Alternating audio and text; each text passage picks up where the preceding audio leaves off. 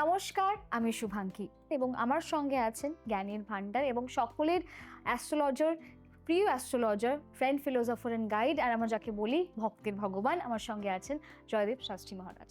অনেক অনেক স্বাগত আপনাকে আজকের অনুষ্ঠানে। শুরু করার আগে কয়েকটা কথা তোমার থেকে শুনবো। নমস্কার, জয় শ্রী ঠাকুর রামকৃষ্ণ, জয় শ্রী ঠাকুর রামকৃষ্ণ, জয় শ্রী ঠাকুর রামকৃষ্ণ। আমি জয়দেব শাস্ত্রী, সমস্যার সমাধান অনুষ্ঠানে আপনাদের সবাইকে স্বাগত জানাই। আমাদের ব্যক্তিগত জীবনে অনেক সমস্যা থাকে, কারণ সমস্যা নিয়ে কিন্তু আমরা জন্মাই না, সমস্যা জন্মানোর পর থেকে তৈরি হয়। সেটা গ্রহগত কারণে হয় বা আমাদের কোনো ভুলের কারণে হয়। ম্যাক্সিমাম সমস্যা আমি দেখেছি আমাদের ভুলের কারণেই হয়। যেমন ধরো, আমরা ছোটবেলায় কি করি বলতো, আমরা খেলতে যাই, বন্ধু বান্ধব খেলছে, আমরা ঘরে আছি, পাশ থেকে একজন বলছে কিরে যাবি না খেলতে, তো আমরা খেলতে গেলাম। এই যে খেলতে গেলাম, তখন যে আমাদের যে টাইমিংটা লস করছি, তখন কিন্তু হয়তো আমাদের অন্য কোনো ফ্রেন্ড সে কিন্তু বই পড়ছে, পড়াশোনা করছে। এবার কেউ কেউ আছে যে পড়াশোনা করছে, তাকে আমরা বলছি তুই বোকা, তুই ঘরগোদা, তুই মানে বাজে বাজে কথা বলছি, এবং আমরা মাঠে গিয়ে ক্রিকেট খেলছি, ফুটবল খেলছি, যাই খেলছি। কেউ সচিন হবে, কেউ সৌরভ হবে, কেউ একটা ভালো র্যাঙ্কে যাবে, এই ধারণা নিয়ে আমরা খেলছি। পড়াশোনা আমরা কেউ করি না, কারণ আমাদের ফিউচার নেই পড়াশোনায়। কিন্তু কোনো না কোনো বোকা, কেউ না কেউ কিন্তু পড়াশোনাটা করছে, এবং সে তার জায়গায় কিন্তু আস্তে আস্তে এমন একটা জায়গায় চলে গেছে, তখন আর তাকে কেউ ঘরগোদা তুই পড়াশোনা করছিস সেটা বলে না। কেন, সে ছোটবেলায় কষ্ট করেছে, দিন রাত পরিশ্রম করেছে, এবং বড় হয়ে সে পরিশ্রমের ফলটা পেয়েছে। ছোটবেলায় যে কষ্ট করেছে, আমি জয়দেব শাস্ত্রী আমি নিজে বলি, ছোটবেলা থেকে কষ্ট করে আজকে এই জায়গাটা। এবং আমারই যারা আমার সাথে ছিল, তারা হয়তো কেউ এখন হয়তো অনেকটাই ডাউনে রয়েছে। তাকে ছোট করছি না, আমি জাস্ট বোঝানোর জন্য বললাম, কারণ তারা সেই এফোর্টটা দেয়নি। কারণ তারা তখনকার জন্য সুখ করেছিল। তখন কি করেছিল? তখন তারা পড়াশুনো না করে তারা কিন্তু মাঠে খেলেছিল, দিনের পর দিন তারা ম্যাচ খেলেছে, এই খেলেছে, ওই খেলাধুলোর পিছনে তারা সময় দিয়েছে। এবার আমি বলবো না যে খেলাধুলো করলেই সে খারাপ হচ্ছে, ভালো হচ্ছে, সেটা নয়। আমি বললাম যে সময়ের কাজ সময় সে করেনি। ঠিক মতো যদি সে খেলতো, খেলার মধ্যেই জোর দিত, তাহলে কিন্তু সেখানেও কিছু একটা করতে পারতো। এই আমাদের জীবনে, প্রত্যেকের জীবনে আমরা এফোর্ট একটা জিনিসের উপর ঠিকঠাকভাবে দিই না। আজকে আমার মনে হলো আমার পাড়ার ছেলেটা সে ফুটবল খেলছে, আমাকেও ফুটবল খেলতে হবে। আমার মনে হচ্ছে আমার পাড়ার ছেলেটি ভালো আঁকে, আমাকেও আঁকতে হবে।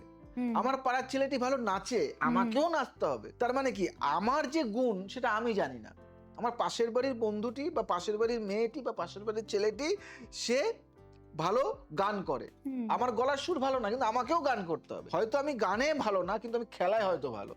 তাই তার জন্য বাবা মারও বুঝতে হবে যে আমার সন্তানটা কোন দিকে যেতে পারে, তার গ্রহ নক্ষত্র অনুযায়ী, সেই অনুযায়ী কিন্তু যদি বিচার করা যায়, তাহলে সাফল্যের শীর্ষে উঠবে। এবং ওই বিচার করার জন্য বাবা মার যেমন ভূমিকা আছে, এবং একজন জ্যোতিষেরও ভূমিকা রয়েছে, তার গ্রহ নক্ষত্র বিচার করে এবং তার হস্তরেখা বিচার করে এবং তার ক্যালকুলেশন করে সে কোন দিন জন্মেছিল, ডেট অফ বার্থ ক্যালকুলেশন করে তাকে কোন ফিল্ডে সে সাকসেস পাবে, সেই বিচারটা কিন্তু একজন জ্যোতিষীই করতে পারে।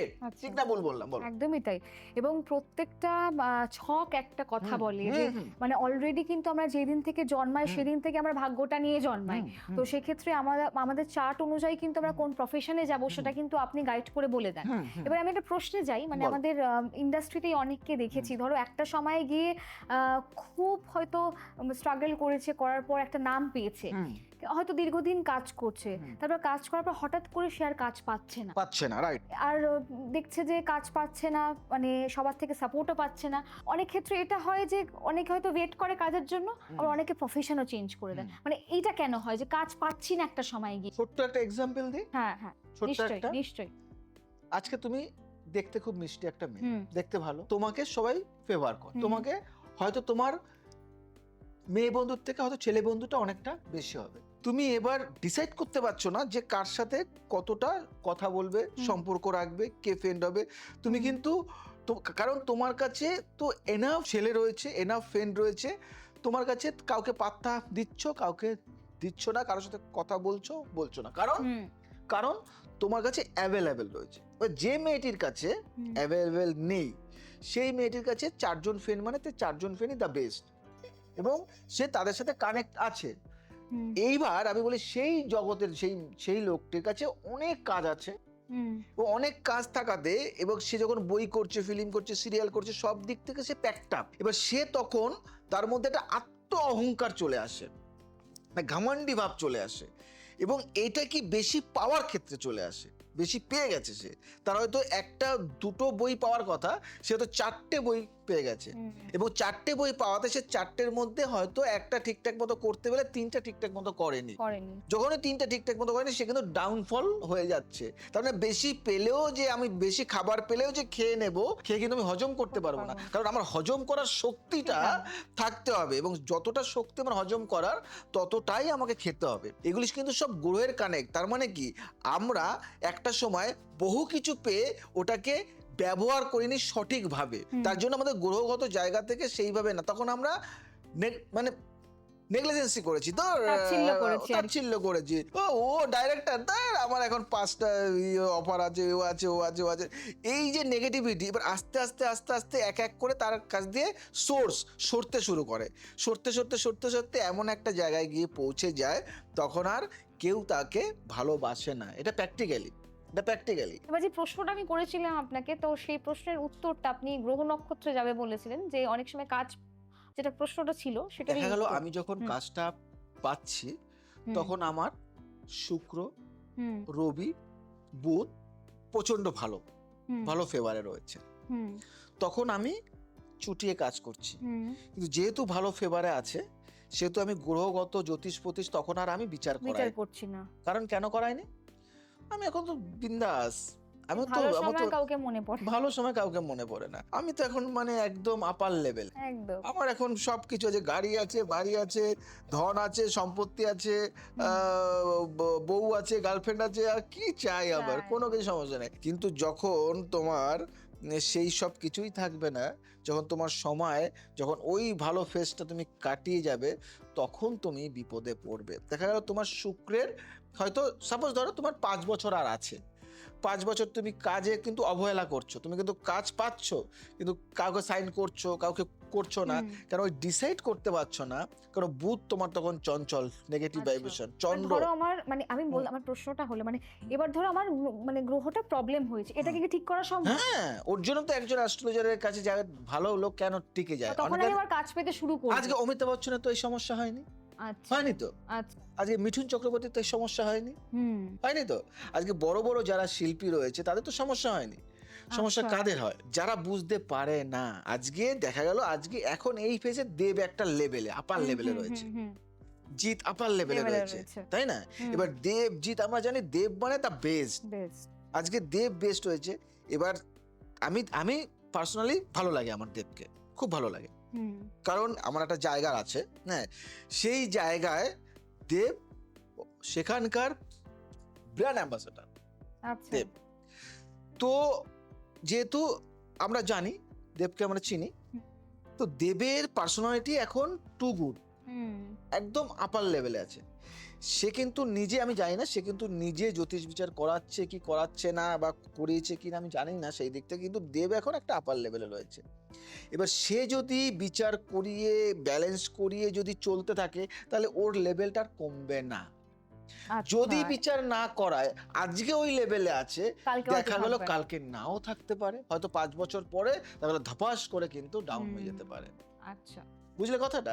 আজকে জিৎ আজকে একটা ভালো লেভেলে রয়েছে, বই পাচ্ছে, হট করে বই পাওয়া বন্ধ হয়ে গেল, বা কিছু করতে পারছে না। এবার দেখা গেল যে জ্যোতিষের বিচার করে সে একটা ইসে রয়েছে, তাহলে সারা জীবন থাকবে যে মানে জিৎ দেবের নাম আর মুছবে না, নক্ষত্রের মতো সাকসেস পেলেই হবে না, সেটা করে রাখতে হবে, ধরে রাখতে হবে। আমি আজকে সাকসেস পেয়েছি, আমি ভুলভাল কথা বললাম, একদম মানে বাক্য, আজকে আমি এমন কথা বললাম, আমি অ্যানাউন্সমেন্ট করলাম, আমি বক্তৃতা দিলাম, আমি এমন কথা বললাম যে কথাটা শুনে আমার কথাটা মিম তৈরি হয়ে গেল। এবার এই মিমটা তোমার পজিটিভ দিকে হতে পারে, আবার নেগেটিভ দিকে হতে পারে।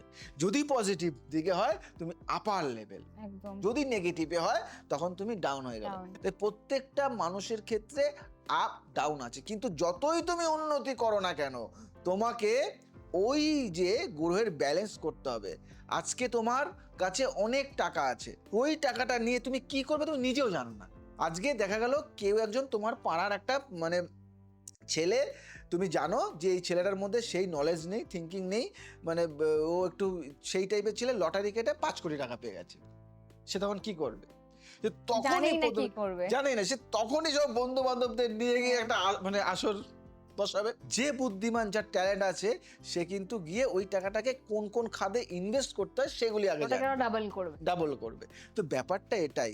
আপনাদের জন্যই কিন্তু আমরা অনলাইন কনসালটেন্সি কিন্তু রেখেছি। যারা বিশ্বের যে কোনো প্রান্তে আপনারা আছেন, রিচ করতে পারছেন না, চেম্বারে আসতে পারছেন না, তাদেরকে বলবো অবশ্যই অনলাইন কনসাল্ট কিন্তু করাতেই পারেন আপনারা। এবং আমরা যেটা লঞ্চ করেছি, আমাদের রিসেন্ট যেটা লঞ্চ করেছি, মানে প্রথমবার, মানে বলতে পারি যে আমি ইতিহাসে প্রথমবারই বলা যেতে পারে, কারণ আমি এর আগে কাউকে এটা লঞ্চ করতে দেখিনি। ভীষণ অভিনব প্রচেষ্টা। আর সেটা হলো যে আমাদের অনলাইন কনসালটেন্সি শুধু কিন্তু অনলাইনে ভিডিও কল বা হোয়াটসঅ্যাপ বা অডিও কলের মাধ্যমে আপনার ভাগ্য বিচার তো অবশ্যই, কিন্তু তার থেকে বড় কথা মেম্বারশিপের আয়োজন। মানে প্রত্যেক দিন আপনি কি করলে আপনার জীবনটা আরও সুন্দর হবে, আরও ভালো হবে, আরও মসৃণ হবে, সেটার গাইড কিন্তু আপনারা অবশ্যই পাবেন। এবং আপনাদের যে সারা বছরে নিতে হবে কোনো মানে নেই, আপনারা কিন্তু কয়েক সপ্তাহ বা কয়েক মাস নিয়ে আগে দেখে নিন আপনারা উপকার পাচ্ছেন কিনা। আমি হলফ করে বলতে পারি আপনারা উপকার পাবেন, এবং যেসব দর্শক বন্ধুরা আমাদের কাছে এখন আছেন বা যোগাযোগ করছেন তারাও কিন্তু ফল পাচ্ছেন। তো অবশ্যই আপনাদের ভাগ্যকে পরিবর্তন করতে ওয়ান অ্যান্ড অনলি আমাদের জয়দেব শাস্ত্রীজি কিন্তু অবশ্যই আছে। আজ আসি, আবার আসবো নতুন কিছু নিয়ে।